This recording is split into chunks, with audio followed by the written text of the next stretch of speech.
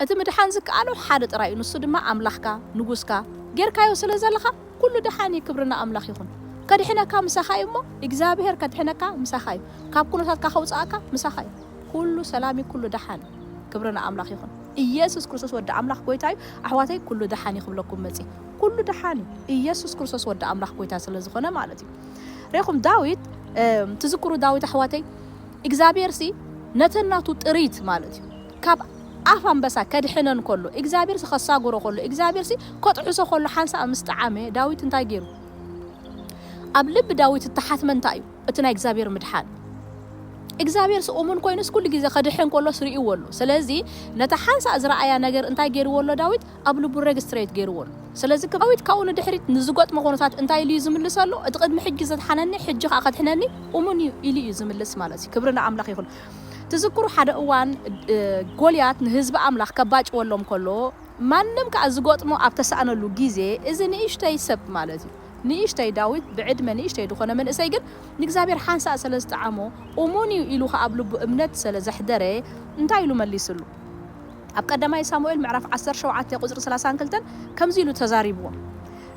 داوود كأن نساول بزعبة إزي لب حدا سبقوا أي شبر جلياها خيدو مس إزي فلسطيناوي إزي كواجا إيو بلو كبرنا عملاق يمر ريهم لب حدا سب بزعبة سبزي أي شبر إلوه ريخم ኢየሱስ ክርስቶስ ወደ አምላክ ጎይታይ እምባር ዳዊት ናይ ዳዊት ምስጢር እንታዩ ማራይ ተአማሚን ወን እግዚአብሔር ሓንሳ ከድሕኖ ምስራአዮሲ ሓንሳ ሕያዋይ ኮይኑ ምስተገልጸሉሲ ዳዊት ያአምኖን እግዚአብሔር ነይሩ እምባር እግዚአብሔር ቅድሚ ሕጂ ተገሊጽልካ ደ ይፈልጥ እምባር እግዚአብሔር ቅድሚ ሕጂ አድሒንክ ደ ይፈልጥ ሕጂ ኻልክ ኸማ ገይሩ ከድሕነኪ ሕጂ ኻ ከድሕነኪ ምክንያቱ እግዚአብሔር በመሰረቱ ካህዋተይ كدحناكم قبل كله نسو فكر كوينو سلاز قرابة كان ساخنة تفقري قبر ملس سلاز هابكايو أدحين كازولو أمبر سلاز قبر كاي نقرا يكون ويد ما نقرات كفوكيس سلاز خونه يكون أدحين كأرم حج انتاي دا أمون سلاز خونه قدحنا كاي أمون سلاز خونه أدحين كا حج أمون كوينو قدحنا كاي كبرنا عملاق يقول قويتان تايلو لو قويتا حدا وان تايلو لو سي ويد ما قدما بمزمور داوود زلا قال كم ببلكم ኣብ መዝሙር ዳዊት ምዕራፍ 91 ቁጥር 14 እንታይ ይብል ናይ እግዚአብሔር ቃል አጥቢቁ ስለዘፍቀረኒ ከናጉፎ ንስመይ ስለዝፈለጦ ልዕል ከብሎ እየ ይብል ክብርና አምላኽ ይኹን ሪኢኹም አጥቢቁ ስለዘፍቀረኒ እምባር ፍቅሪ እንታይ ማለት ምዃኑ ክንርኢና ኣብ ዮሐንስ ምዕራፍ 14 ቁጥር 23 ጎይታ ኢየሱስ ክርስቶስ እንታይ ኢሉሎሲ ዘፍቀረኒ እንተሎ ቃለ ይሕሉ እዩ ኢሉ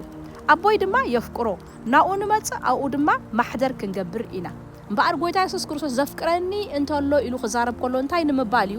ናተይ ቃላተይ ሰሚዑ ዝቅበለኒ እንታይ ክንገብርና ኣነን ኣቦን መጺናኡ ማሕደር ክንገብርና ስለዚ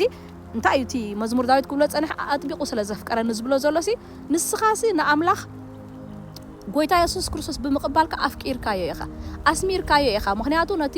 ልዕሊ ኩሉ ዝኾነ ወደ ኣምላኽ ማለት እዩ ነቲ ኩሉ ዝገበረ ንስኻ ነቲ ቃል ኣሚንካ ስለዝተቀበልካዮ እንታይ ጌርካ ኣለኻ ንጎይታ ስለዝተቀበልካዮ ንኣምላኽ ተቀቢልካዮ እግዚአብሔር ከአቡ መጠን ከም ደፍቀርካዮ ይፈልጥ እሞ ስለዘፍቀርካዮ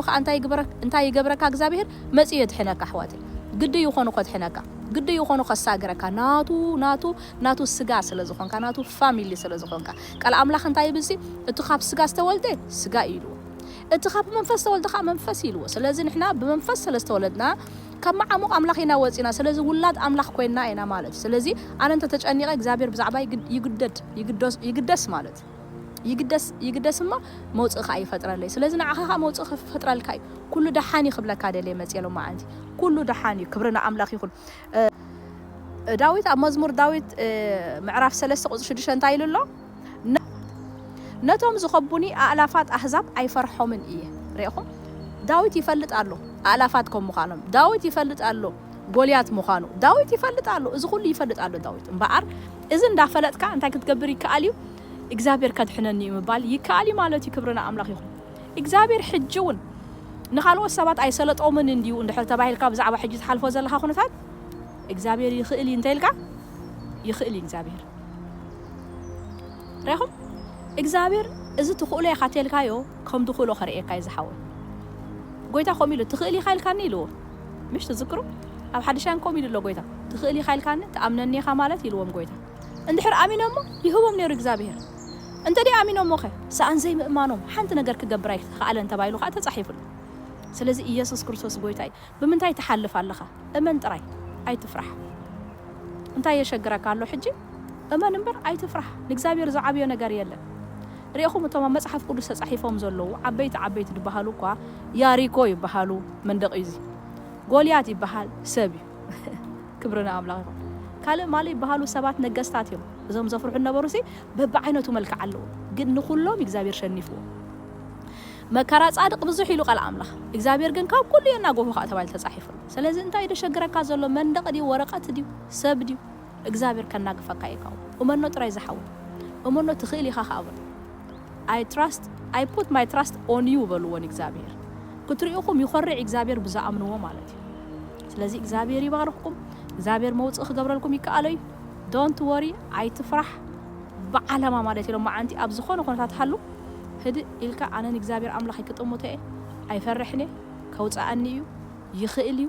መድሓኒ እንሱ ይገብር ይኻ እንሱ ይሰሚዑ ይኻ ድምጸይ ንጸሎተይ ከዓ እግዚአብሔር መጓሓፉ ቦታ ይብሉን ሰሚዑ ክምልሰለ እዩ ኢልካ እምነትካ ኣብ እግዚአብሔር ኣምብረሎ ማዓንቲ እዚ ኣኳታ ትገብራ ውሳኔ እኳ ንስ እዩ ማዕበል ትርኢ ለኻ ፈሪሕ ጠፋእኩ ዲኻ ትብል ወይስ ግልጽ ኢልካ ናብቲ ኩሉ ዝኽእል ኣምላኽ ትጥምት ሎ ማዓንቲ ናብቲ ኩሉ ዝኽእል ኣምላኽ ከጥምት መጽየሎ ኸኣነ ክብርና ኣምላኽ ክድግፈካ ከዘኻኽረካ መጽየሎ ኢየሱስ ክርስቶስ ወዲ ኣምላኽ ጎይታ እሞ ኣምላኽ ይባረኩም ንስኹም ብሩኻት ኢኹም ሻሎም